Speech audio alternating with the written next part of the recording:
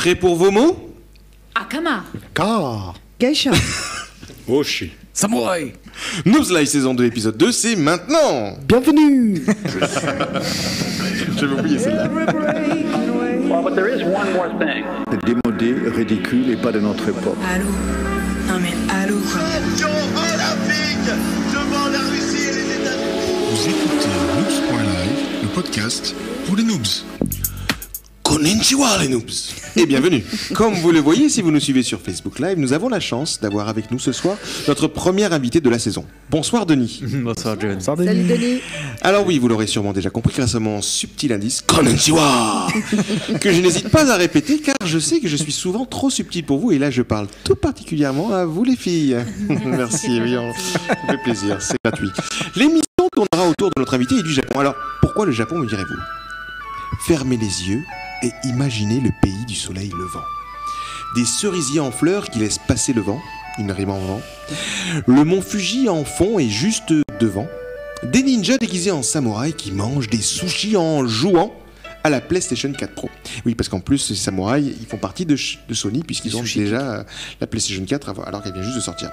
Ils jouent donc devant deux maîtres japonais qui enchaînent des katas. C'est pas la kata.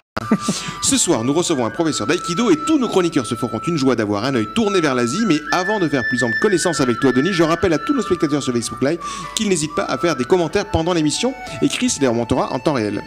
Alors voici le sommaire de l'émission. Alors déjà on va dire bonjour à Fred et Olive qui nous ont rejoints sur le live Facebook.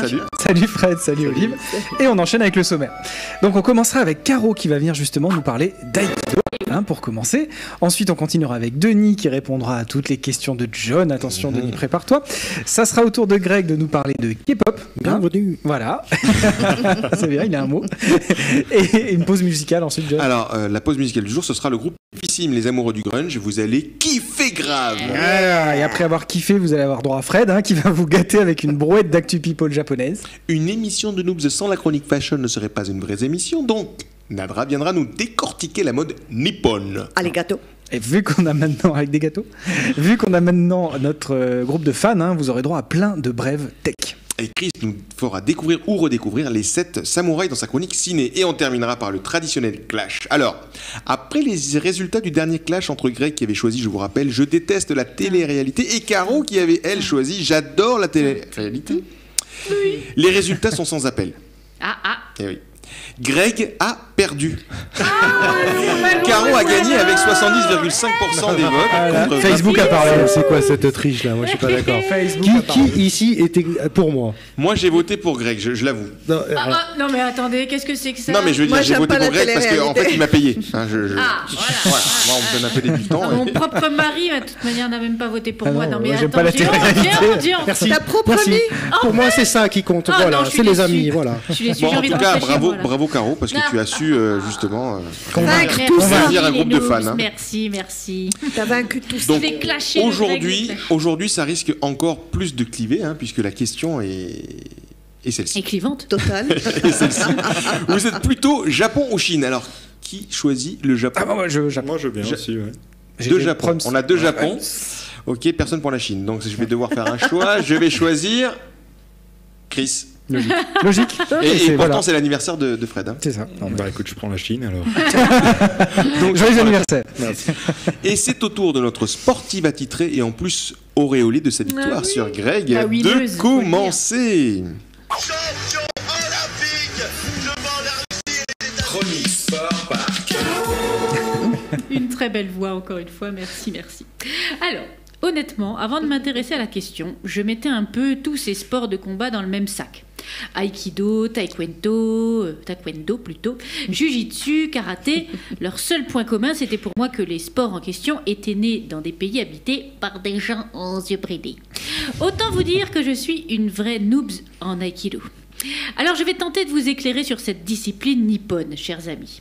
Il s'agit d'un art martial japonais basé sur des mouvements circulaires destinés à projeter et à contrôler l'agresseur sans dommage. Donc j'imagine bien la meuf sur le point de se faire agresser, tu vois, qui gonfle un petit matelas pour qu'elle puisse projeter son agresseur sans dommage, et qui lui ferait un petit bisou magique s'il s'est quand même fait bobo en tombant. Je te réglerai bien ça avec un bon coup de pied dans les roustons, mais bon, c'est mon côté c'est self-control. Le lieu de pratique de l'aïkido s'appelle le dojo, les amis. Enseignants et élèves s'y retrouvent et s'entraînent sur un tapis. La base de l'aïkido est qu'à partir d'une attaque simulée, tu banalises l'agression. C'est pas grave, tu vois, tu banalises. Et cela te conduit vers une réponse. Ne pas fuir, faire face à l'agresseur avant de se déplacer et d'esquiver. Ça me fait un peu penser à de la danse, t'attends l'entrechat entre deux petits pas sur le côté, voilà. On peut combattre donc à main nue, comme avec des armes. Un bâton, un sabre ou un couteau. Bon, à choisir, je prends le sabre, hein, parce que le bâton ou le couteau, bon, voilà. La branche. Voilà. En bref, les techniques s'appuient sur la souplesse et l'utilisation de l'énergie de l'agresseur plutôt que sur la force physique. En clair, eh oui, John, désolé, c'est pas pour les bourrins. Ah mince, ah ben voilà, moi qui voulais m'y mettre. Dommage.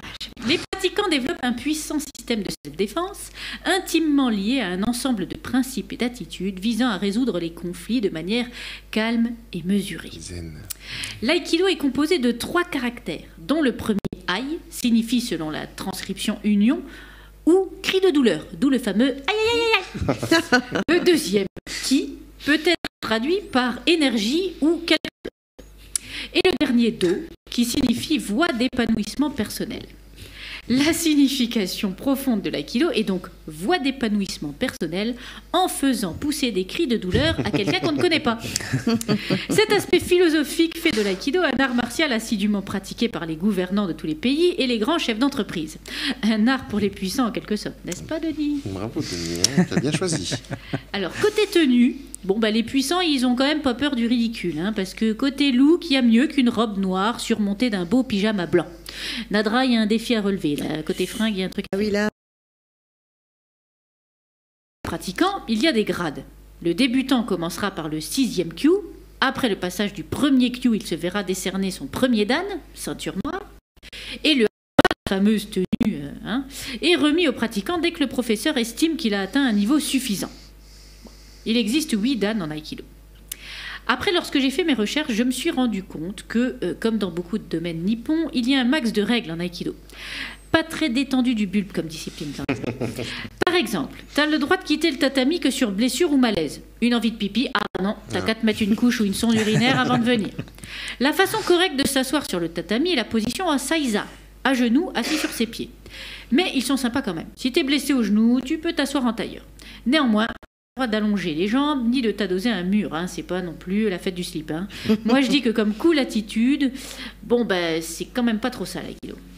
Par ailleurs, t'es pas sur le tatami pour te défouler, l'aïkido n'est pas du combat de rue, tu es sur le tapis pour transcender et purifier tes réactions agressives. Les musculeux en mal de beigne et autres coups de pied circuler, il n'y a rien à voir. Il n'y a pas d'esprit de compétition sur le tatami. Eh oui, aucun championnat n'existe. Le but de l'aïkido n'est pas de vaincre un adversaire. La force de l'aïkido ne réside pas dans la puissance musculaire, mais dans la souplesse, la communication, le contrôle de soi et la modestie. Je pense que Donald Trump pourrait s'y mettre aussi.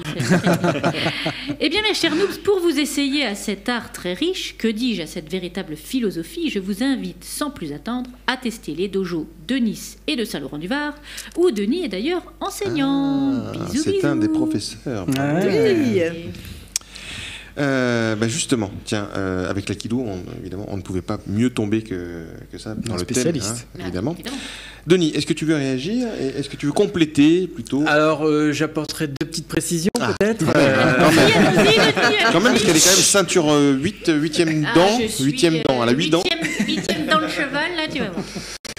Non, alors tu parles du dojo, justement l'endroit dans lequel on pratique l'aïkido, mais il faut savoir que l'aïkido peut se pratiquer n'importe où, dans la forêt. Et d'un point de vue à la fois physique, mais aussi philosophique. Donc c'est une forme de philosophie qui nous permet de ne pas rentrer dans une forme de compétitivité ou d'agression face à l'autre. Donc c'est un principe de vie. C'est un principe de vie. Ça, attention, vous allez dévoiler mes questions, moi après je peux pas poser. Justement, Fred, tu confirmes qu'il y a bien des trucs verts qui montent et qui descendent pour montrer qu'il y a du volume, hein? Oui, je confirme. Okay. C'était juste pour vérifier, pour être sûr. Écoute, Denis, on va quand même faire plus ample connaissance avec toi maintenant, et nous allons passer le temps des questions. D'accord. On se connaît, hein, J'ai cru qu'il voulait les nous auditeurs. palper. On se connaît depuis plusieurs années, évidemment, hein, donc c'est plus facile de se tutoyer dans ces cas-là. C'est peu de le dire. Donc, depuis combien de temps tu pratiques l'aïkido? Ça, c'est une vraie question. Alors, je pratique l'aïkido depuis 10-12 ans environ. En parallèle, je suis enseignant de sabre. Voilà. Bon, j'ai commencé tout petit avec le judo, hein, comme beaucoup de petits garçons. Monde, ouais. Et puis j'ai pratiqué aussi le taekwondo. Tout ça, en fait, me permet, par effet de contraste, de voir un peu les similarités ou les différences, et puis de vraiment apprécier, je dirais, les apports de l'aïkido. Ah oui. Et d'où ma deuxième question. Est-ce que l'aïkido est plus un sport ou un art de vie pour toi, ou en général? Alors, je vais porter une petite précision sur les termes que bien souvent on utilise et qui peuvent porter à confusion. Dans l'aïkido, il y a Do, qui est la voix, en opposition à ce qu'on peut appeler un jutsu. Un jutsu, c'est une recherche d'efficacité. Donc, dans, par exemple, jujitsu, on va chercher avant tout l'efficacité d'un mouvement. Dans un sport de combat, on ne parle ni de do ni de jutsu, on est dans une utilisation des mouvements martiaux dans un cadre sportif. Donc là, on aura des règles, un timing, voilà, une compétition, voilà, des points, des médailles, etc. Et voilà, les Jeux Olympiques, etc. Donc ça, c'est une autre approche. Mais le do, en fait, ce qu'on retrouve dans l'aïkido, c'est vraiment un système d'éducation, cheminement personnel, et puis parfois, pour certains, un outil de développement spirituel. Et donc, tous les arts martiaux qui comprennent le mot do dans leur nom? Alors non, c'est là aussi où on a eu des... judo, par exemple, tu vois. On a aussi des dérives, parce que pour reprendre le judo, à la base, le judo était très traditionnel. Il a dérivé d'un point de vue sportif. Maintenant, on ne connaît que le judo sportif. D'accord, mais il y a quand même encore l'autre discipline? Alors, on peut trouver du judo traditionnel, mais c'est très confidentiel. Et le jus de pomme? Et qu'est-ce que cela apporterait à un enfant ou à un adulte qui voudrait justement pratiquer l'aïkido? L'aïkido apporte plein de valeurs. Déjà, le respect de l'adversaire ou de la personne qui est en face de soi, le respect de la différence, parce que quand tu pratiques l'aïkido, tu peux pratiquer avec une personne qui est complètement différente de toi, en âge, en taille. C'est ce qu'on a vu dans le film. Voilà. En fait, on a des petits enfants qui se battaient, enfin en tout cas, je sais pas comment on peut dire. Tout à fait. Donc en fait, en aïkido, qu'on soit avancé ou débutant, on peut pratiquer avec n'importe qui, on ne s'embêtera jamais parce qu'on a toujours quelque chose à apprendre de l'autre. En fait, en aïkido, on apprend le langage et s'unir à l'autre dans une forme de mouvement. Donc, comment on appelle ça d'ailleurs? C'est pas un combat? Comment on appelle ça? En fait, ce sont les mouvements qu'on voit là à l'écran, par exemple, ce sont des pédagogiques qui nous mettent dans des situations très particulières, des situations agressives ou d'agression, et qui nous proposent d'utiliser des fondamentaux Comment s'appellent les fondamentaux? Alors, les fondamentaux, on va avoir le Shizei, c'est la verticalité, on va avoir Metsuke, c'est embrasser du regard toute une scène. Enfin, on a différents fondamentaux en aïkido. C'est vrai que c'était très impressionnant de toute façon de voir le maître, je sais pas comment il s'appelle. Alors ça, c'est Arnaud Julliard, qui est l'enseignant principal de Saint-Laurent-du-Bar. Voilà, Arnaud, et c'était très impressionnant quand il y a eu une attaque où il y a eu 4 personnes qui lui fonçaient dessus, il était toujours de face. Alors souvent en aïkido, on pense que c'est chorégraphié parce que c'est très harmonieux, mais rien n'est chorégraphié. Les attaques, certes, sont codifiées, c'est-à-dire qu'on a un certain nombre d'attaques, de types d'attaques, mais rien n'est chorégraphié ou prévu à l'avance. Mais quand on a fait le montage, on a vu que, évidemment, en ralenti, on voit bien les mouvements, mais quand tu passes à vitesse normale, tu te dis, mais c'est impossible à voir. Parce qu'on dirait de la danse presque. Quand tu vois. Alors, ce qui donne l'effet chorégraphié, c'est que bien souvent en aïkido, quand on porte une attaque, on sait aussi s'en protéger. Parce que si on ne s'en protège pas, on peut vraiment se mettre en danger. Donc, si on chute, c'est pas parce qu'on a perdu, c'est parce qu'on change la situation et on sort d'une ligne d'attaque, par exemple. D'accord. Et pour terminer, évidemment, avec notre dernière question, quelle est l'actualité que tu as? Je ne sais pas s'il y a des dates de cours, des stages, ce genre de choses. Alors, en Aïkido, oui, il y a de nombreux stages, mais moi, ce que je conseille... Je te vois souvent en stage. Ce que je conseille à nos auditeurs, c'est peut-être venir essayer un cours. Donc, les cours... c'est Tes cours, on va dire, ça sera en cours. Alors, mes cours, ce sont le lundi soir et vendredi soir à Saint-Laurent-du-Var, le mercredi soir à Nice. Pour avoir les horaires des cours, il suffit de me contacter sur contact@aikido-06.com. Sinon, je recommande aussi un site internet qui répond à toutes les questions sur l'aïkido, qui se nomme 44questions.fr, www.44questions.fr. Et là, vous avez toutes les questions sur l'aïkido. Il n'y a pas forcément des vidéos, mais toute la philosophie de l'aïkido est expliquée. Bon, c'est super. Bravo, en tout cas. Et on va enchaîner avec notre Greg et évidemment la chronique musique. Merci Denis. Merci Denis. C'est pas très zen. Comment tu veux que j'enchaîne après un discours aussi passionnant? C'est vrai. Après, tu veux que je parle de la K-pop? Bon, est-ce que quelqu'un sait ce que c'est que la K-pop? Alors, K comme Kéké. Comme Kéké en 206 cabriolet, tout ça. Non, K comme Korean pop, tout simplement. Ah, comme de Corée, quoi, en fait. Non, je fais le noobs. Ah là, jusqu'au bout, là. Ouais. Bon, je tiens à préciser que la Korean pop, c'est quand même plutôt bien fait. Ou du moins plutôt bien copié. Ah, j'ai eu peur. On va pas se mentir, hein, c'est surtout de la pop européenne, voire même américaine, avec des paroles coréennes, ou maintenant aussi un peu anglaises, avec un accent... Comment dire Non, mieux que le tien. Mieux que le mien, mais pas magnifique non plus, hein, faut pas rêver. Bon, ça fait son charme, hein, cet accent quand même. Tout comme moi. Ah, mais ça, on nous l'a dit souvent. Bon. Un petit extrait? Un petit extrait. Allez, vas-y. Alors ça, c'est quand même le groupe phare, Big Bang. Ça fait partie des must, comme EXO, Super Junior. C'est les To Be Free, c'est ça? Si on veut, on peut dire ça. Bon, il y a aussi des versions féminines. Hein. Alors il y a Brown Eyed Girl, Wonder Girl, Girl Generation. Girl dans le titre. Girl Generation. J'essaie de faire un mix franco-anglais. Ah oui, c'est pour ceux que ça va pour pas. Les Canadiens. Hein, c'est pour les Canadiens. Hein. Bon, ok, ça fait beaucoup de girls. Et il y a surtout Lee Yori qui, parmi toutes celles-là, est à la fois la plus belle femme d'Asie, mais qui sait aussi chanter. Ça fait la différence. Non, on peut regarder les clips sans musique, ça passe aussi. Hein. Ah oui, là, vous n'avez pas de photo. Les mecs. Non, on n'a pas pris de photos. Je voulais c'est quand même la chronique de Greg. On a déjà des morceaux. On ne peut pas non plus avoir des photos. Quand même.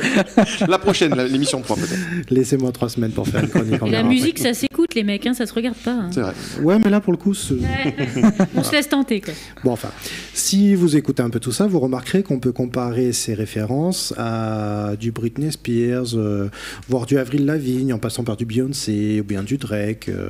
Et tout ça, c'est pas très étonnant parce qu'il y a quand même les plus gros producteurs ricains qui sont appelés régulièrement pour y mettre leur grain de sel. D'où voilà. Ça fait partie de la recette du succès quand même. Bon, moi j'entends déjà Caro qui a envie de me poser une question là. C'est vrai. Alors, oui, Caro. Parce que moi, le Gangnam Style, de Psy, le Psy, pardon. Excusez-moi. C'est Girl Génération et Psy. Et Psy. C'est le seul mot anglais que je sais dire. Alors, est-ce que c'est de la K-pop? Mais évidemment, et pas qu'un peu quoi. C'est le record. On connaît la K-pop sans le savoir. Ah oui, exactement. C'est le record absolu de vues sur YouTube. 2,647 millions de vues. Incroyable. On n'a toujours pas fait mieux. Dans un an. Oui, c'est ça. Un an et demi, allez, vas-y. Cette année, avec les invités. Non, sans blague, c'est le morceau qui fait découvrir au monde entier la K-pop et son style complètement déjanté. Et la danse du poney. Il y en a plein qui n'étaient pas au courant que c'était de la K-pop. Non, c'est vrai. Voilà. C'est coloré. Hein. C'est vrai que... Alors, je vois aussi Fred qui commence à se poser des questions. Non, Fred, Tokyo Hotel. Oui, parce qu'il faut dire à nos auditeurs qu'au départ, Greg voulait faire sur Tokyo Hotel. Et il s'est aperçu qu'évidemment, ce n'était pas un groupe c'est des teutons. Du Japon. Pas de chance. Quand il dit Greg, il veut dire John en fait. Hein. Allez, revenons en sérieux. La K-pop, c'est contrôlé par la politique coréenne. Il faut savoir quand même qu'il y a des limites à ne pas dépasser. Petit bisou. Non, les petits bisous, ça passe encore. Les raisons sont très simples. Ce mouvement devient une culture très importante pour la jeunesse coréenne. Elle s'inspire énormément, elle calque ce que font ces groupes-là. Donc il faut pas qu'ils fassent trop de bêtises. Hein, ok. C'est pas comme les États-Unis, ouais, c'est clair. non, mais et c'est Bah, pas il est tout. sûr. C'est pas tout. Les politiques ont aussi pour but d'exporter la K-pop au Japon, pour des raisons financières, hein, tout simplement. Et il faut rentrer dans certains moules. Ah, tu rebondis pas là. Non, parce que là, C'était trop facile, celle-là. certaines moules, c'est vrai, mais certains moules, c'est moins. Voilà, c'est On moins va pas fun. parler là tout de suite. Finalement, il a fait, hein. On se demandait, mais. Bon, enfin, les artistes coréens doivent apprendre n'est pas le mort. japonais et enregistrer des versions en coréen, en japonais et aussi en anglais.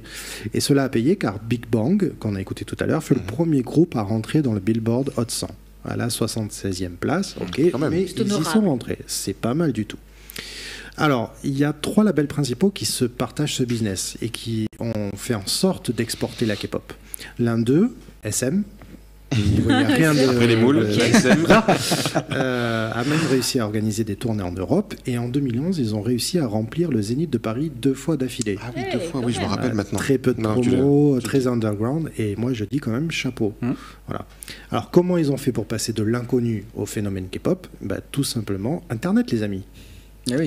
Eh oui. Comme nous, hein. Une bonne gestion de YouTube, des réseaux sociaux, et ils ont réussi à cibler leur proie. Ils ont même Leur proie. pris... Ah oui, on peut dire ça. Hein. Pédobert. Alors, ils ont même intégré des étrangers dans, oui, des venant différents de- pays. Ah, les des, petits des malins. pays proches pour oui, s'exporter rassembler un un peu max. à droite à gauche. Et ils sont pas bêtes. Hein. Et puis le fait d'enregistrer en 3 langues différentes, eh ben, ça touche bien plus de personnes. Alors écoutez-moi bien. Toi, public qui bave devant la télé-réalité, enfin, je me comprends, et qui souhaite Est-ce que devenir ce serait une star. Une pierre dans mon jardin. Ouais. Mais j'en suis déjà une de star. Attends. Ouais, c'est ça, ouais. Eh ben, sache qu'il faut bien. J'y arrive plus. Sache qu'il est bien plus dur de s'intégrer dans un groupe de K-pop que dans un boys band. Même pas peur. Ben, c'est vrai ça? Ouais, Alors il te attention. faudra des mois d'entraînement intensif pour apprendre les chorés au Ouais, millimètre. ça, Il ça, faudra tenir le rythme ça aussi. et apprendre à chanter. Et une fois en Ça, place, c'est plus dur. il vous restera à passer sur le billard. Ça, par contre, il y a du taf. Hein. Ça va coûter cher, hein. Oui, non, mais c'est vraiment un Je des pense critères, qu'ils vont plutôt opter pour, importants de la chirurgie esthétique. Une petite Ça, c'est pierre dans impressionnant mon quand jardin. même. Les filles doivent ressembler à Si une poupée de jeune. 15 ans. Avec Ah la oui, peau la très poupée de lisse. 15 ans, Ah là, ouais, va ouais, falloir. ouais. Faut Et du les- ravalement de façade à ce stade. Remarquez, Et- c'est bien fait. Oui. Bah, Pourquoi ouais. tu veux faire un stage là-bas Alors moi, si Pas besoin. si Il y a c'est pas besoin, gratos, Ça va, c'est- je... Non, mais Non, c'est il y a bon, pas toi c'est besoin. bon, il n'y a pas de problème, t'inquiète pas. T'inquiète. Non, Les filles, non, on a le choix. Avec les filles qu'on a, Je sais faut pas dire qu'il n'y a pas de chanter, choix. par contre. Ah Non. oui. non. Par contre, les garçons doivent ressembler aux filles. Ah, Ouais. c'est un concept. Oui, je te regarde. J'ai cru qu'avec mes cheveux, j'allais faire Non, la sensation, pas- mais même avec non, ma non. mèche. Si t'enlèves le attends. nœud, là, tu Non. Par contre, il faut savoir qu'en Corée, l'homosexualité est juste tolérée. Donc la K-pop essaye justement de dédramatiser la chose. Mais bon, il y a encore du chemin à faire. Alors ils arrivent à parler un peu de cul de manière détournée, bien sûr. Bref, ta main tout de suite. Pardon, excuse-moi, tu m'as troublé. Les trucs Non, mais c'est la K-pop qui doit te troubler, Ah oui, oui, c'est c'est pas vrai, moi.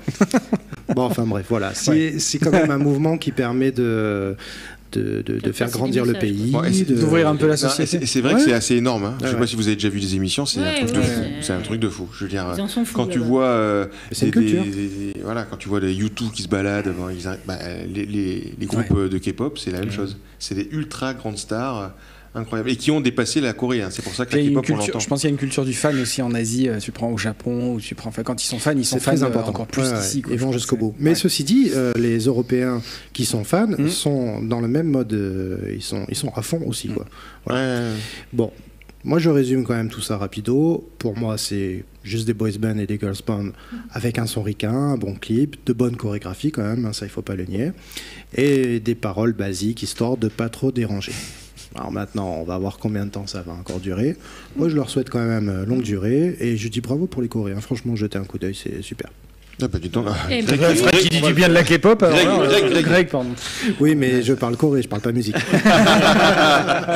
Bon, moi je vais faire mon résumé à moi, évidemment. Donc en gros, c'est du Justin Bieber que tu nous as vendu là, mais à Non. la sauce asiatique. Non, Avec un petit peu de sauce Soja. Tabasco. Il a dit soja, voilà. du to be free, To be free. To be Ouais, free. to be free. Ça, les jeunes Super. connaissent To be free, hein, je pense. du alliage.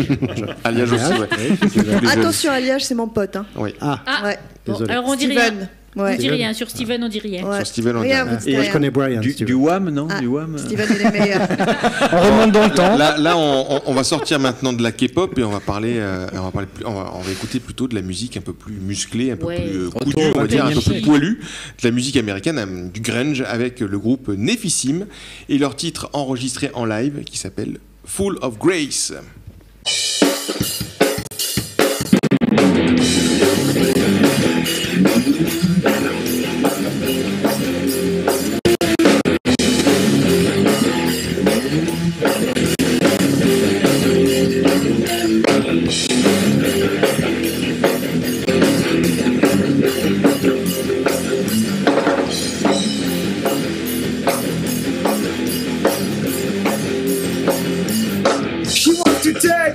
She wants to be the one who saves your life, who says to you, have a good night. The sky is not so far, your life is not so good. She can say the truth, you'll never get to be cool. She looks so good to me, love grace, love grace. Now the human race, let's sing to your space, to your space. She looks so cute to me, full of charm, of charm. Now the human race, let's sing to my grave, to my grave.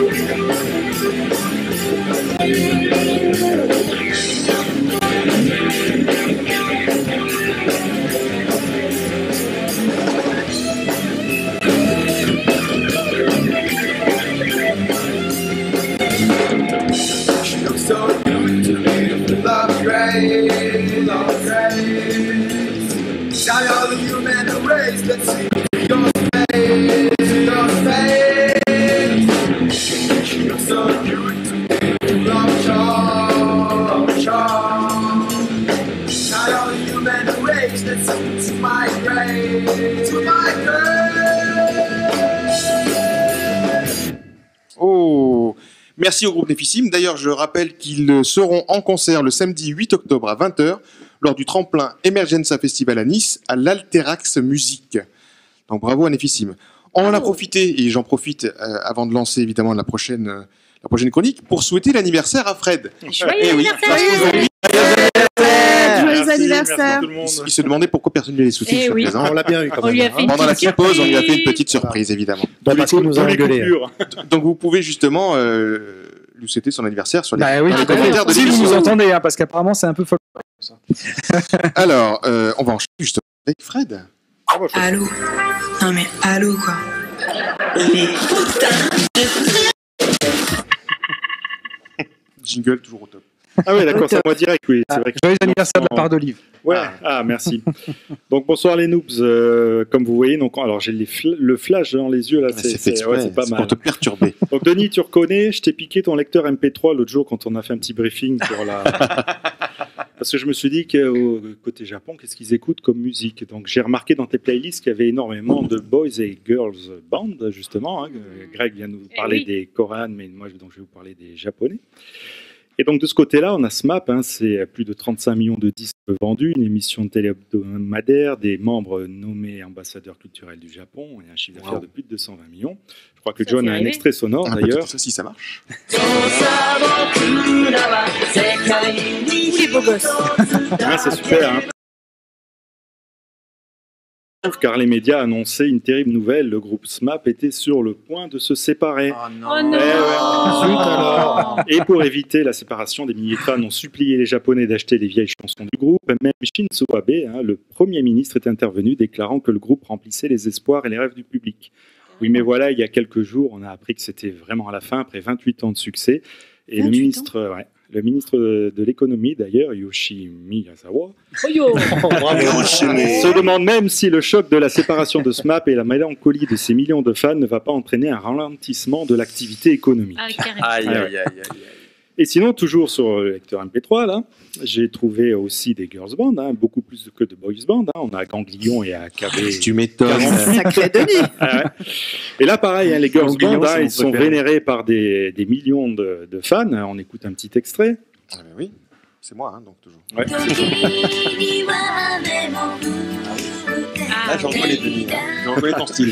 Voilà. Donc la formule est simple, des jeunes filles maquillées, des tenues et des clips acidulés, des mini-jupes et des collières, mais vous m'avez un peu perturbé là, avec le gâteau à la pause, je suis désolé. Bref, on entretient chez les fans le rêve d'une union impossible avec leur original idole, à tel point d'ailleurs que les producteurs obligent par contrat les artistes à rester célibataires sous peine d'amende. Ah, oui. Et en tout cas, il y a une star au Japon avec qui les producteurs n'ont pas de problème, c'est Hatsune Miku. Et pour cause, c'est une star virtuelle. Donc un style manga, des cheveux bleus, je vais vous la montrer là sur l'écran, voilà. Mini-jupe et bas friolant, ça fait partie du lot. Avec elle, pas de caprice pour sa chambre d'hôtel, pas de baisse de forme, et un âge de 16 ans. On écoute un petit extrait aussi. C'est naturel. C'est Japon, Elle compte presque 3 millions de fans sur Facebook. Elle a même fait la première partie de certains concerts de Lady Gaga et a chanté dans un remix de Pharrell Williams. Voilà. Je ne suis pas là d'ailleurs pour faire une chronique musicale, ni même une chronique, je vous le rappelle. Alors, je me suis penché plutôt sur le top 20 des stars nippones. Donc là, c'est peut-être Denis qui va être au taquet. Donc, première star que je vous présente, on commence. Là, c'est la gigastar du pays. Takeshi Kitano. Oui, c'est le 2 par Dieu puissance 10. Waouh. Là, c'est plutôt pour Karo Ichiro Suzuki. Ah oui, c'est du... Il a l'air combatif, cet animal. Ouais, c'est le Zidane japonais, mais au baseball. Voilà, j'ai dit, j'ai fait le geste. Très bien, très bien. Un qu'on ne présente plus, c'est le présentateur télé qui est inscrit dans le Guinness Book des records, parce que c'est lui qui a le record de nombre d'heures par semaine. Il présente entre autres la matinale, un programme animalier qui veut gagner des millions. C'est notre Jean-Pierre. Mais je crois qu'il a même fait une émission de 24 heures d'affilée. Je remarque que, comme d'habitude, c'est pas un super beau gosse. Donc les femmes, elles doivent être toutes canons, mais alors lui, il peut être vilain comme un pou, c'est pas grave. Le sportif tout à l'heure, il était. On enchaîne. Ouais, parce que, si vous voulez que je tienne les 10 minutes. Donc son nom, quand même, il vous intéresse peut-être, c'est Montamino. Voilà. Et sinon, il faut arriver seulement à la 15e place pour trouver la première femme. C'est leur Syria Bonali à eux. J'ai nommé Mao Asada. Voilà. Donc, comme vous voyez, on n'est quand même pas très calé en France côté stars japonaises. Par contre, du côté japonais, les stars françaises, j'ai un petit peu enquêté pour vous. Et en musique, on commence. Dans les années 60, Sylvie Vartan se classe première avec La plus belle pour aller danser. Ouais. D'ailleurs, est-ce que vous savez qui est l'auteur de cette chanson ? Gainsbourg. Greg, quand même. Moi, je compte sur Greg. Non, c'est Charles Aznavour. Voilà. Bon, on avait France Gall aussi qui a connu un grand succès avec Poupée de cire, Poupée de son. Ils en ont fait une version japonaise. Je sais pas si vous voulez écouter. Oui, vas-y.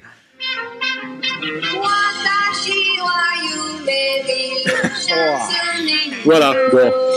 Ça On a eu Adamo, etc. Dans les années 70, c'est plutôt Alain Chamfort, Johnny Hallyday, Dave, Paul Naref, etc. Dans les années 80, le plus gros remplisseur de salle était encore français. C'était Mireille Mathieu. Richard Klederman. J'adore Richard Klederman. Et maintenant, avec le karaoké, qui est une véritable... Non, c'était au piano. Ouais. Et maintenant, avec le karaoké, qui est une véritable institution dans ce pays, les Japonais doivent chanter sur du Bruet, du Gainsbourg, du Vanessa Paradis, du Edith Piaf, du Barbara et même du Alizé, qui avait fait un carton avec Moi Lolita. Ah bon? Ah ouais, John. Oui, Moi Lolita. Mais je l'ai pas. Non, mais tu me disais... Non, mais pas d'extrait. mais il n'y avait pas Mireille Mathieu aussi. Ok, ouais. Donc c'est peut-être un fantasme que tu nourris, John. Certes, elle y a chanté, mais c'est pas non plus la méga star. Je crois plutôt que les touristes français de l'époque, en voyant les coiffures des jeunes filles japonaises, se sont dit, mince, elles sont toutes fans de Mireille Mathieu ou quoi. Il y a un truc, non? Non, mais il n'y a rien. Non, on va rigoler. On rigole, mais... Allez, non, Ça dépend de John. Bon, on va sortir un peu du côté musique, on va aller voir un petit peu ce qui se passait côté cinéma. Donc, dans les années 60, Alain Delon était une méga star après la sortie de son film Plein Soleil. Notre Alain, d'ailleurs toujours aussi modeste, se plaît à répéter que c'est un dieu vivant au Japon. Ah bah oui, tant qu'à faire. Bon, il est peut-être pas au courant que les années ont quand même plus qu'estompé son rayonnement au pays du soleil levant, et j'ai bien dégoté un véritable dieu vivant au Japon, mais c'est dans le côté culinaire qu'on le trouve, c'est Paul Bocuse. Ah oui, le chauve. Ouais. Bon, sinon, il y a Jean Reno. Moi, je reconnais que aux coupes de cheveux, en fait.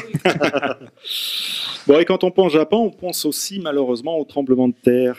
Et c'est un tout autre tremblement de terre qui ébranle le monde people en ce moment, le couple le plus mythique d'Hollywood. Vous avez vu ça? Ah oui, J'en pleure encore. Je sais bien que je ne me mette pas une autre photo, voilà. Donc, et là-dessus, certains ne perdent pas de temps, parce que donc Angelina Jolie, 41 ans, met fin à son mariage avec Brad Pitt pour des différends irréconciliables. Donc, entendez par là marijuana et alcool. Et certains ne perdent pas de temps. Dès l'annonce, on a bien sûr séparé les statues de cire au musée, à Londres. Oui, musée de Londres. Ouais, voilà. Ah oui, déjà. Quand en dessous. Et puis, il y a une compagnie de vol qui a fait paraître des petites annonces, pareil, dans les rues de Londres, où on peut lire donc acteur, célibataire, cherche partenaire, partageant ses idées, etc. Le tout vantant donc un trajet Londres-Los Angeles pas cher. Et il y a même la Paramount Pictures qui n'a rien trouvé de mieux que de sortir le teaser du film Allié, où on voit Marion Cotillard et Brad Pitt qui sont à l'affiche. Et vous avez sans doute entendu les rumeurs en ce moment qui circulent, où on accuse Marion Cotillard d'avoir eu des relations avec Brad Pitt pendant le tournage. Démenti par quand même son compagnon, Guillaume Canet. Ah, toi, tu as lu ce que je raconte? C'est ça. Pas dit à Caro qu'elle garde ses blagues pour la fin. Tu lui as pas dit de fermer sa bouche. Ouais, donc comme tu le disais si bien, Caro, devant cette déferlante d'insultes, Marion Cotillard, plutôt discrète en général, a déclaré sur Instagram: j'ai rencontré l'homme de ma vie, le père de notre fille, et que j'attends. Donc, au passage, qu'elle était enceinte. Il est mon amour, mon meilleur ami, et le seul homme dont j'ai besoin. Ouais. Et Guillaume Canet, effectivement, n'a pas hésité à puiser dans son stock de petits mouchoirs pour sécher les larmes de la dulcinée. C'est beau, ça, on voit la culture. Quel talent! Témoignage d'amour sur Facebook. Alors, on finit avec quelques brèves de ci de là.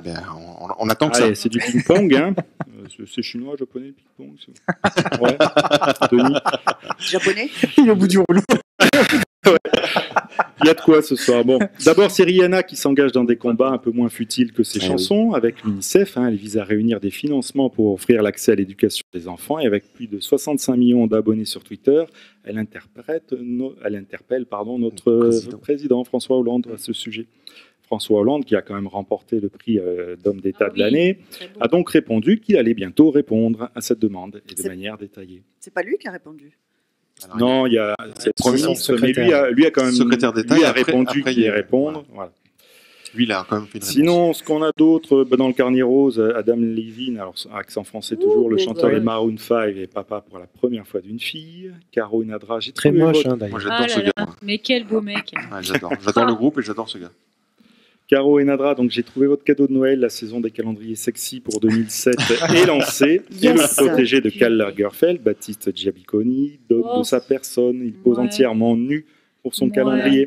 Donc on vient de passer interdit aux moins de 16 ans sur Facebook. Adam Levine. Non, franchement, je vois pas ce qu'on lui trouve.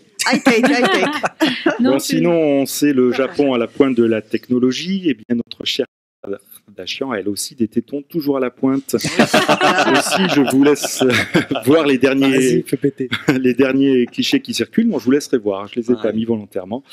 C'est bien. Et outre sa transparence au niveau vestimentaire, elle a été indignée à la vue d'une publicité payée par un groupe pro-turc sur le très sérieux Wall Street Journal, niant l'existence du génocide arménien.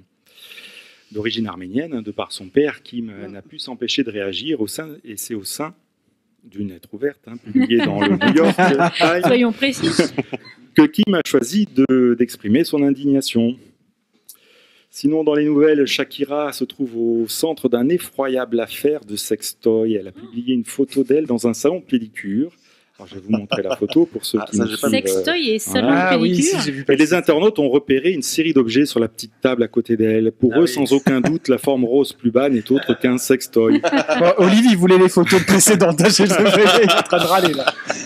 Bien évidemment, cette forme rose n'est autre que le reflet d'un néon, mais trop tard, la rumeur était lancée. Et toujours dans les actus brûlantes, mais là c'est plus pour Greg que j'ai pas. Voilà.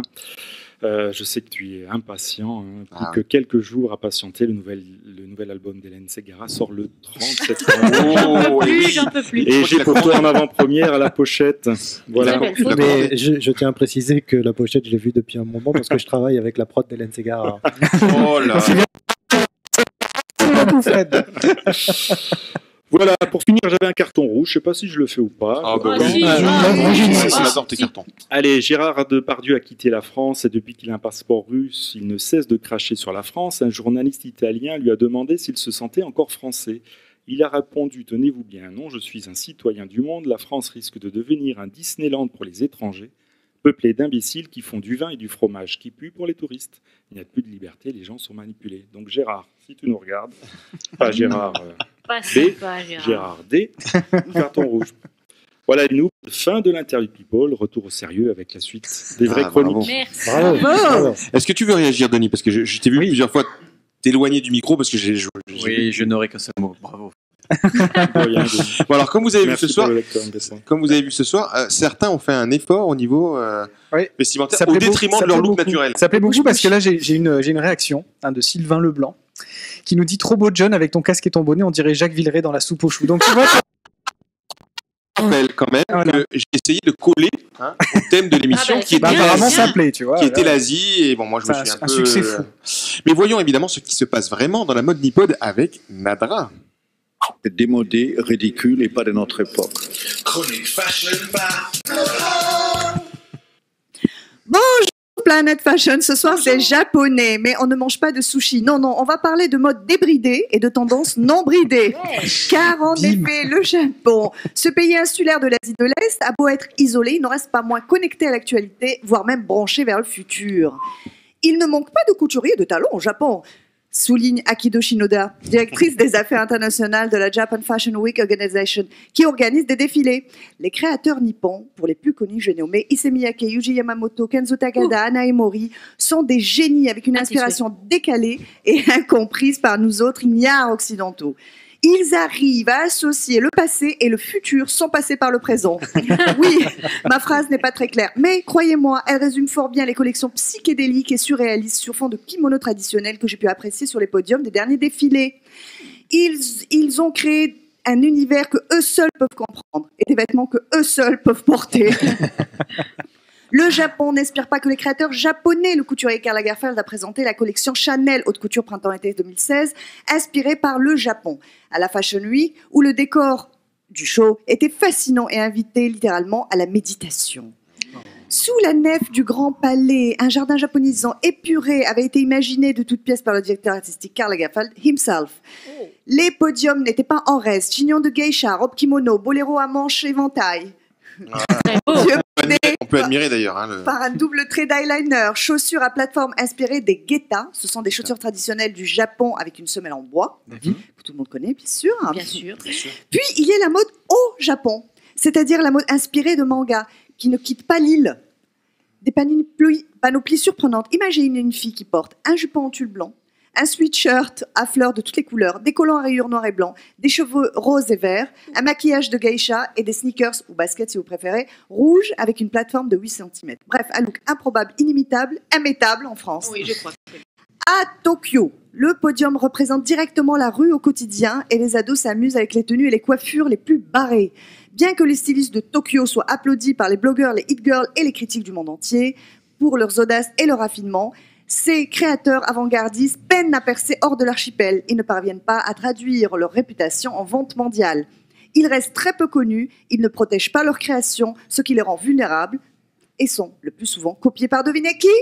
Les Chinois. Les Chinois. Ah, ces Chinois copieurs. Les Chinois, les RP, traduisez Public Relations, sont le moyen le plus efficace pour communiquer en Chine dans l'industrie de la mode. C'est une façon de travailler l'image de sa marque et sa réputation. En Chine, l'utilisation des médias est un outil important pour attirer l'attention des consommateurs chinois et augmenter son audience. Les marques internationales vont faire appel à des célébrités pour des meilleures perspectives de vente. Bref, les Japonais innovent et créent, mais sont mauvais en communication, et les Chinois copient et s'inspirent, et eux sont très bons en communication. En fait, si le monde était bien fait, et ce n'est pas le cas, les Japonais devraient rester à la création et laisser les Chinois s'occuper de la production et de la distribution. On s'en fout. De toute façon, on s'habille tous asiatiques, qu'on aille chez Zara, Mongo ou H&M, pour des prix raisonnables, ou qu'on aille chez certains de nos créateurs haut de gamme, que l'on paye un bras, un œil et un rein. L'étiquette Made in China ne nous trompe pas. Exo. Bravo.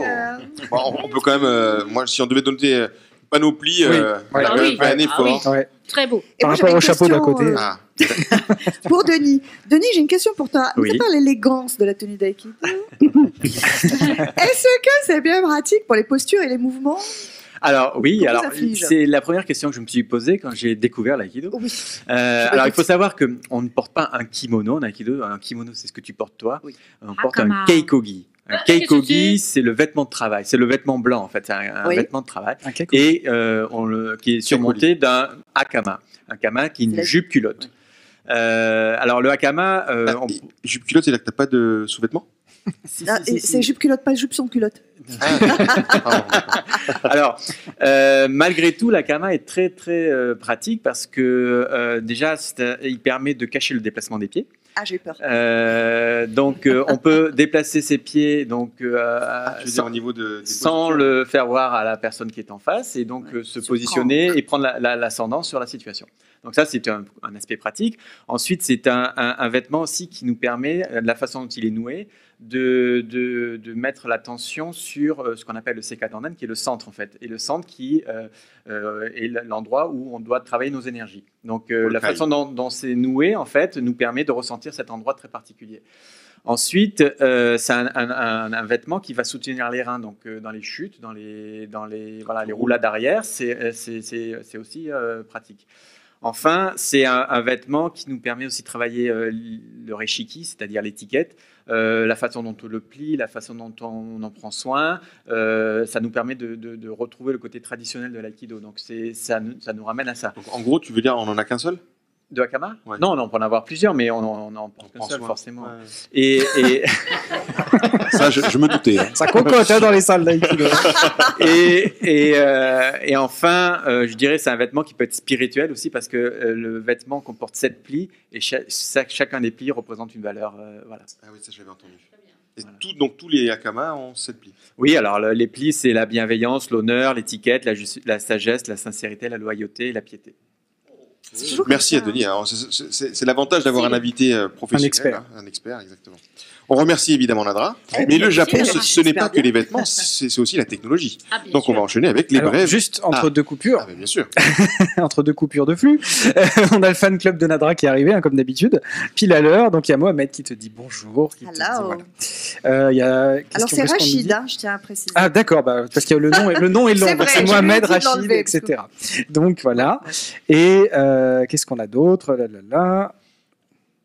On a Laurent qui nous a rejoint aussi et on dit... Salut Laurent. Salut Rachid. Donc Rachid, salut. Et voilà, et on est bon, je te laisse continuer. Et ben voilà, donc on enchaîne avec les brèves tech. C'est ça. On a Pierre Bénichou. Parce qu'ils ne sont pas aware. Et je suis sûr qu'on se reverra très voilà, c'est un peu trop. Là, c'est un peu trop, mais bon, je les aime maintenant. Alors, de l'humour et de la tech, hein, on essaye en tout cas, c'est les brèves tech. Alors, on va commencer avec de la pub et AdBlock Plus, le célèbre bloqueur de publicité qui va vendre sa propre publicité sur les pages web. Donc, ils bloquent la pub des sites pour y passer la leur et du coup récupérer 30% au passage. Ils ont juste réinventé en fait leur quête.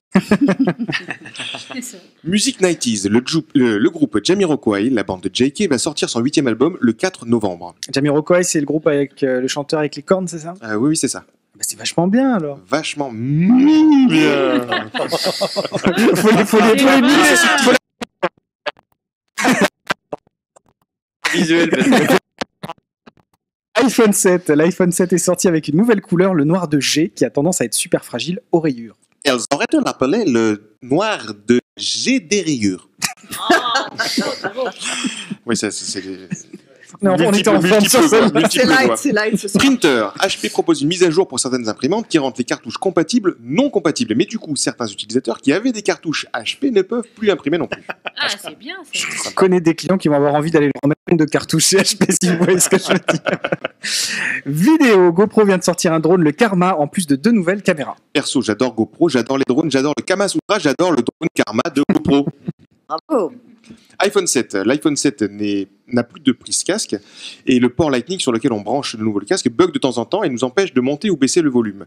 La solution est simple, il suffit de débrancher, rebrancher le casque. Et on dit merci à Apple qui a réinventé le fitness pour les geeks. Débranche, rebranche.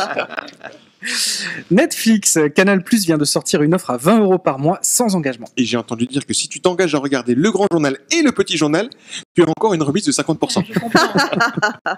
Mode tech, Adobe Stock, la banque d'images de Adobe, alors Adobe c'est Photoshop, Illustrator également, sort une ligne de vêtements avec des photos, les photos les plus moches. Ouais, connaissant Adobe, on s'attend à ce que leur premier t-shirt plante à l'essayage, mais vous en faites pas, vous aurez droit à une mise à jour payante une semaine après.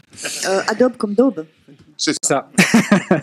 Retour vers le futur. Microsoft Nokia 216, c'est le nom super sexy d'un nouveau téléphone qui a comme particularité d'avoir un clavier numérique. Ah oui, alors Microsoft Nokia clavier numérique, bon, plus que le Minitel, on est dans une boucle temporelle, c'est ça? Apple, macOS Sierra, le nouveau système d'exploitation des Mac, est dans la place. Et la nouveauté la plus visible est... Siri. Ah oui, d'accord, c'est Siri. Siri sur le Mac. Et donc du coup maintenant, après avoir eu l'air d'un con en parlant à sa montre, vous aurez aussi le droit d'avoir l'air d'un con en parlant à votre écran. Voilà. Messagerie. Google lance enfin l'application de messagerie Allo. Alors après Message, Snapchat, WhatsApp, Hangout, Skype, Messenger et maintenant Allo, je crois qu'on va passer plus de temps à réfléchir au choix de l'application plutôt qu'au texte qu'on va écrire. Ceci dit, on peut féliciter l'équipe Google pour son hommage à peine dévoilé à Nabila. Ce sont des hommes de goût, hein. Ça c'était une spéciale Fred pour son anniversaire. Canal+, le grand journal va repasser 100% tout en clair. Et le problème, c'est que tous ces spectateurs sont passés 100% tous sur une autre chaîne. Merci Vincent Bolloré. Merci. Yahoo, 500 millions de comptes Yahoo piratés. Ce n'est pas une actu toute fraîche, ça. Hein. Je crois que ça remonte à 2014. Ouais, mais Yahoo vient juste de se rappeler qu'il nous l'avait pas dit en fait. Alors là, ok, hein, c'était bien la dernière bref tech de l'épisode. Et pour enchaîner avec le ciné, Chris, moi qui ai vu à l'époque le film Ran d'Akira Kurosawa, c'était en 1985, j'étais déjà né. Fred aussi, hein, je rappelle. Denis aussi. Je te confirme que tu as bien fait de choisir un film d'action. Hein, parce que oui, j'étais très jeune, mais comment dire, je me souviens que Ran, c'était plus un film d'action en slow motion. Genre une action toutes les 30 minutes. Ouais. Alors on enchaîne avec le ciné. C'est parti. Je suis chronique ciné par Allez, musique maestro. Oh, musique maestro, c'est parti. Il y a des effets spéciaux dans cette chronique. Bon les amis, aujourd'hui en honneur à notre invité, je ne pouvais pas faire autrement que de vous parler du Japon. Et qui dit Japon, dit film de samouraï. J'ai donc décidé de ressortir de ma vidéothèque idéale le meilleur film de samouraï de tous les temps, rien que pour vous. Ça s'appelle Les 7 samouraïs et c'est réalisé par Akira Kurosawa himself. Alors je préfère prévenir, si vous vous précipitez sur des achats de DVD suite à cette chronique qui sera dithyrambique, il faudra vous préparer psychologiquement. Les 7 samouraïs, c'est 3h30 de film en VO sous-titré japonaise et en noir et blanc.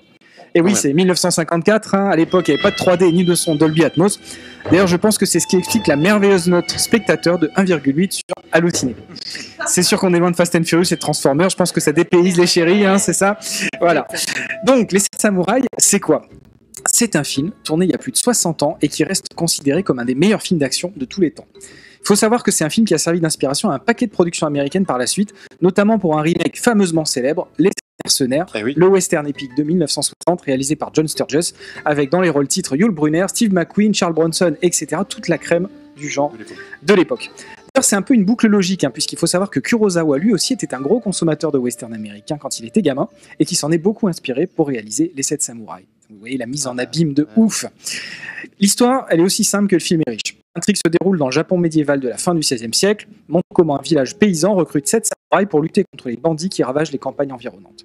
N'ayant pas de moyens, ils vont se mettre à la recherche de samouraïs pauvres, prêts à combattre pour le privilège d'avoir 3 repas par jour, et surtout pour leur honneur. Alors je vous connais, vous allez me dire 3h30, ça doit vraiment être une purge, eh ben vous avez bien tort. Ouais, c'est d'ailleurs on remarque hein, quand même que c'est Donc, Ouais, Et tout c'est- à fait. donc, Vérité. il faut le regarder. C'est d'ailleurs un des premiers enseignements du film, son étonnante modernité. Eh oui, c'est 54, mais on s'ennuie à aucun moment. Le film sait prendre son temps, développer son intrigue, la psychologie de ses personnages, nous faire passer par toutes les émotions afin de nous amener doucement à apprécier ces 7 samouraïs et leurs caractères si différents, un processus d'attachement d'autant plus dur qu'on se doute bien qu'on en perdra quelques-uns en route. Le jeu des acteurs, d'ailleurs, est lui aussi incroyablement juste et actuel. Ok, ça grimace un peu parfois, mais bon, Jean Dujardin aussi, et pourtant on lui a filé un Oscar. Quand on parle modernité, on peut aussi parler de réalisation. Avec les moyens de l'époque, Kurosawa a fait un travail de titan. Il multiplie les plans, se balade dans l'espace avec sa caméra, joue avec la profondeur de champ. Il n'y avait pas de 5D à l'époque. Il sait resserrer son cadre quand il le faut pour faire exploser toute l'émotion véhiculée par les visages de ses acteurs et compose chaque image avec un incroyable qui se ressent au visionnage. Mais n'oublions pas, et c'est pas Denis qui va me contredire, c'est avant tout un film de samouraï, dans lequel tous les codes d'honneur, de sacrifice, de courage seront mis en avant. Les héros sont présentés comme de simples hommes avec leurs doutes, leurs histoires, leur raison d'être à cet endroit, mais transportés par des valeurs dont ils ont hérité et qu'ils ont fait leur. Dans une société de stock option, voir des personnages qui sont prêts à risquer leur vie pour sauver leurs semblables, pour le simple sens du devoir et sans attendre d'autres retours, c'est au moins rafraîchissant, au mieux inspirant. Alors oui, Les 7 samouraïs, c'est aussi un film crépusculaire sur la fin d'une époque, celle des samouraïs justement. Il pose des questions sur la légitimité du sens du sacrifice, sur l'ingratitude aussi, parce que les villageois, ils le seront souvent dans le film, jusqu'à la fin, mais surtout sur des héros à la fois tellement humains et pourtant si extraordinaires, transcendés par un code et une philosophie de vie, la voie du guerrier, le Bushido. Je vous rappelle donc la référence, ça s'appelle Samouraï, c'est réalisé par Akira Kurosawa. Je vous rappelle aussi que si vous n'aimez pas le riz et les chapeaux pointus, mais que vous préférez les burgers et Stetson, vous pourrez revoir Les 7 mercenaires de 1960, mais aussi le remake du remake qui sort en salle demain. Et oui, actualité. Alors, je me méfie généralement des remakes sauce 2016, hein, qui ont l'art de vider les films originaux de toute leur substance.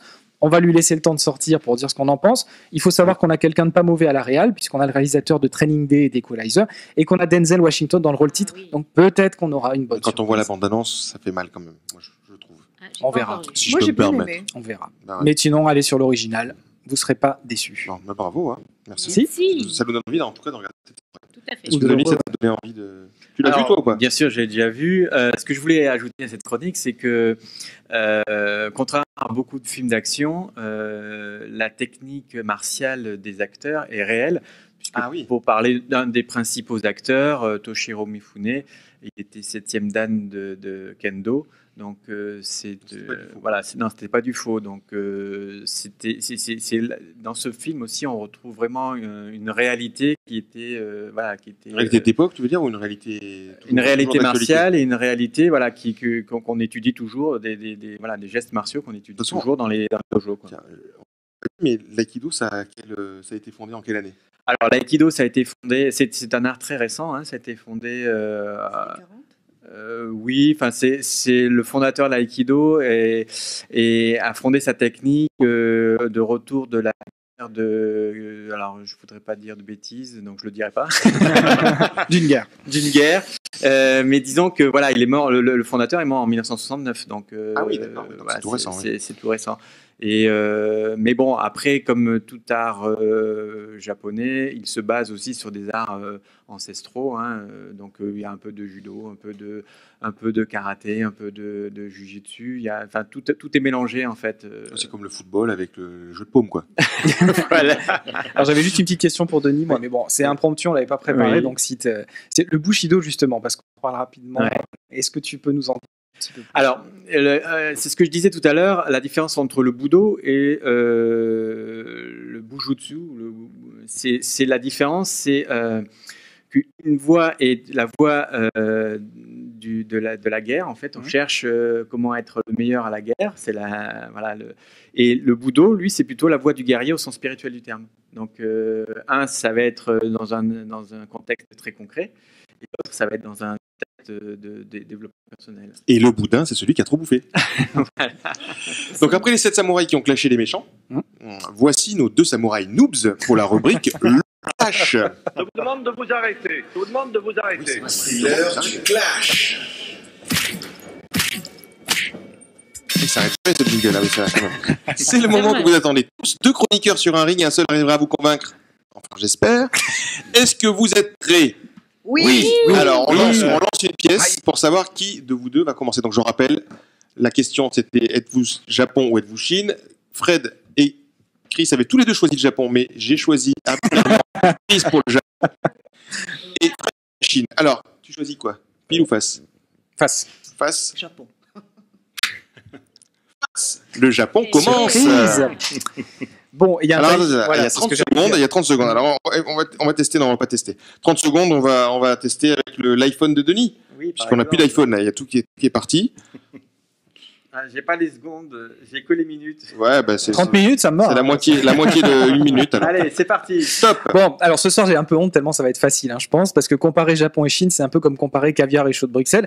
Alors, quelques petits comparatifs rapides pour aider à la décision. Je vais vous faire participer. Vous avez 1 seconde pour répondre chacun à votre tour. Alors, on va commencer par la cuisine. Nadra, sushi ou riz cantonné? Sushi. Photo. John, t'achètes un objectif. Made in China, made in Japan. Made in Japan. Voiture, Lexus ou Dongfeng? Bon, je réponds à la place de Vroom, il est pas là, on va dire Lexus. Vacances, Caro, tu préfères voyager avec des touristes chinois ou japonais? Japonais. C'est du vécu. Société, Greg, tu préfères la censure ou la liberté? La liberté. C'est bien. Reste 10 secondes. Et on termine par notre invité, arts martiaux, Aikido ou Tai Chi Chuan? Aikido. Et voilà, le match de Tai Chi, c'est le truc voilà, pour les maisons de retraite. Boum, voilà, démocratie à parler. Boum, exactement. Facile. Alors, Fred, avec la Chine, ça va être dur de relever le donc le niveau. Là, si j'ai bien compris, on a passé l'émission sur le Japon et j'ai 30 secondes pour défendre l'ennemi. Alors, tu as 40 bien secondes. compris. Tu as J'ai 40 pas secondes. avec la Chine, Tu as 40 secondes parce que Avant de lancer le chrono, je voulais quand même remercier Caro qui m'a quand même filé le porte-clés de Porte-bonheur. Chris. Voilà. Donc, il était quand même légèrement avantagé sur le Japon. Là. merci. Ah, bah, ça, ça Allez, balance. je suis Allez, c'est prêt. parti. Alors, attention, comme c'est son anniversaire, je dis ça aux auditeurs, comme c'est son anniversaire, peut-être Il a que des points en plus. faut mettre des voilà. Alors, on va lui rajouter 40 secondes. Attention, c'est parti.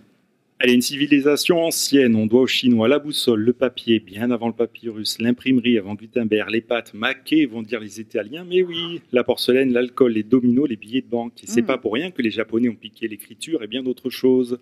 6e destination touristique, 1,4 milliard d'habitants, des déserts arides aux paysages de glace. Et si tu veux voir l'une des 7 nouvelles merveilles du monde, c'est pas au Japon que tu vas la trouver, la Grande Muraille. Alors, auditeur, si tu votes Nippon, tu abandonnes chez toi tout ce qui vient de Chine. Adieu iPhone, MacBook et tutti quanti, mais ne crains pas d'avancer lentement, crains seulement de t'arrêter. Proverbe chinois, sagesse chinoise.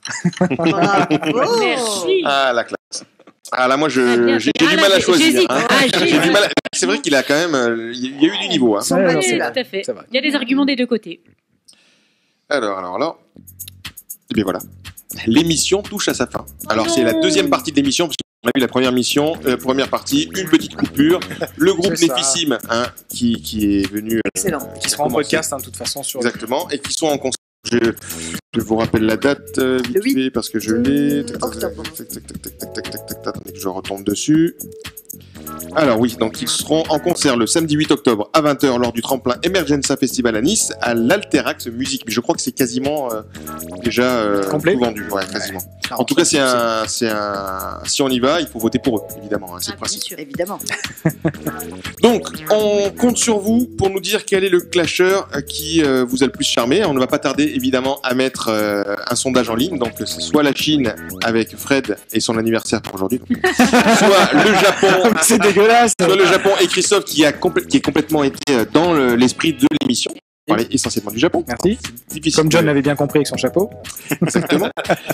Denis, est-ce que tu veux nous rappeler comment on peut te contacter pour parler d'aïkido, pas pour les filles?